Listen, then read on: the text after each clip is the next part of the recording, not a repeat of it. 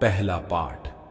विधि विवरण ग्रंथ अध्याय 18 पद संख्या 15 से 20 तक। तुम्हारा प्रभु ईश्वर तुम्हारे बीच तुम्हारे ही भाइयों में से तुम्हारे लिए मुझ जैसा एक नबी उत्पन्न करेगा।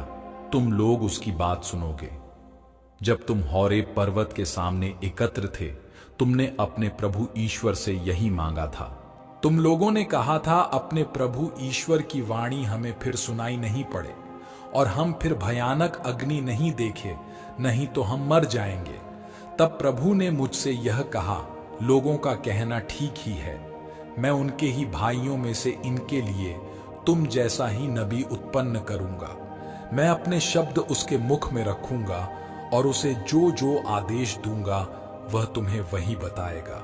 वह मेरे नाम पर जो बातें कहेगा, यदि कोई उसकी उन बातों को नहीं सुनेगा, तो मैं स्वयं उस मनुष्य से उसका लेखा लूंगा। यदि कोई नबी मेरे नाम पर ऐसी बात कहने का साहस करेगा जिसके लिए मैंने उसे आदेश नहीं दिया, या वह अन्य देवताओं के नाम पर बोलेगा, तो वह मर जाएगा। यह प्रभु की वाणी है। ईश्वर को धन्यवाद। दूसरा पाठ। कुरिन्थियों के नाम संत पौलुस का पहला पत्र अध्याय 7 पद संख्या 32 से 35 तक। मैं तो चाहता हूं कि आप लोगों को कोई चिंता ना हो। जो अविवाहित है वह प्रभु की बातों की चिंता करता है। वह प्रभु को प्रसन्न करना चाहता है। जो विवाहित है वह दुनिया की बातों की चिंता करता है। वह अपनी पत्नी को प्रसन्न करना चाहता है। उसमें परस्पर विरोधी भावों का संघर्ष है। जिसका पति नहीं रह गया और जो कुंवारी है वे प्रभु की बातों की चिंता करती है। तो विवाहित है वह दुनिया की बातों की चिंता करती है और अपने पति को प्रसन्न करना चाहती है। मैं आप लोगों की भलाई के लिए यह कह रहा हूँ। मैं आपकी स्वतंत्रता पर रोक लगाना नहीं चाहता। मैं तो आप लोगों के सामने प्रभु की अनन्य भक्ति का आदर्श रख रहा हूँ। यह प्रभु की वाणी है। ईश्वर को धन्यवाद।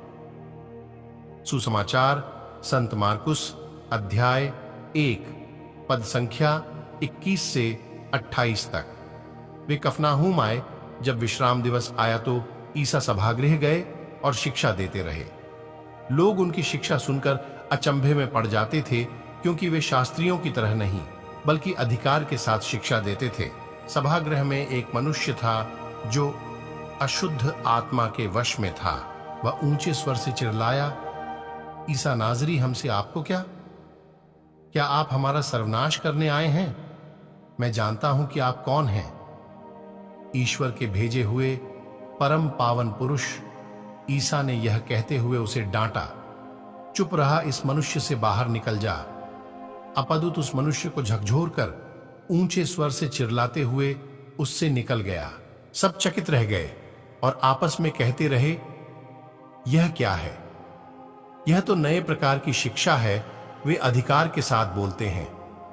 वे अशुद्ध आत्माओं को भी आदेश देते हैं और वे उनकी आज्ञा मानते हैं। ईसा की चर्चा शीघ्र ही गलीलिया प्रांत के कोने कोने में फैल गई। यह प्रभु का पवित्र सुसमाचार है। हे ख्रीस्त, तेरी स्तुति हो। मनन चिंतन। मेरे प्यारे विश्वासी भाई बहनों, आज का वचन क्या कहता है? दूसरे पाठ में हम लोग ने सुना, हमारे जीवन के बारे में बोला गया है। जो अविवाहित है वे संसार की बातों में चिंता करते हैं और जो विवाहित है वे अपने पत्नी को खुश करना चाहते हैं। फिर भी प्रभु कहते हैं, मैं आप लोगों की स्वतंत्रता पर रोक नहीं लगाता। पहले पाठ में हमने सुना कि यीशु कफरनहूम आए। यीशु सभागृह में शिक्षा दे रहे थे और लोग उनकी शिक्षा सुनकर अचंभे में पड़ जाते थे। यीशु जब शिक्षा दे रहे थे तब सभागृह में एक आदमी था जिसके ऊपर अशुद्ध आत्मा था। वह ऊंचे स्वर से चिल्लाया, ईसा नाजरी, हमसे आपको क्या आप हमारा सर्वनाश करने आए हैं? मैं जानता हूं कि आप कौन हैं। ईश्वर के भेजे हुए परम पावन पुरुष। ईसा ने यह कहते हुए उसे डांटा, चुप रह, इस मनुष्य से बाहर निकल जा। अब दूत उस मनुष्य को झकझोर कर ऊंचे स्वर से चिल्लाते हुए उससे निकल गया और सबके सब देखते रह गए। मेरे प्यारे विश्वासी भाई बहनों, हमारे ऊपर भी अशुद्ध आत्मा है, हमें अपने वश में कर लिया है। आइए हम सभी प्रभु यीशु से प्रार्थना करें ताकि हमें शुद्ध करे। आइए तब हम सभी आज के वचन पर मनन चिंतन करें। आप सभी विश्वासी भाई बहनों को परमेश्वर आशीष प्रदान करे। आमीन।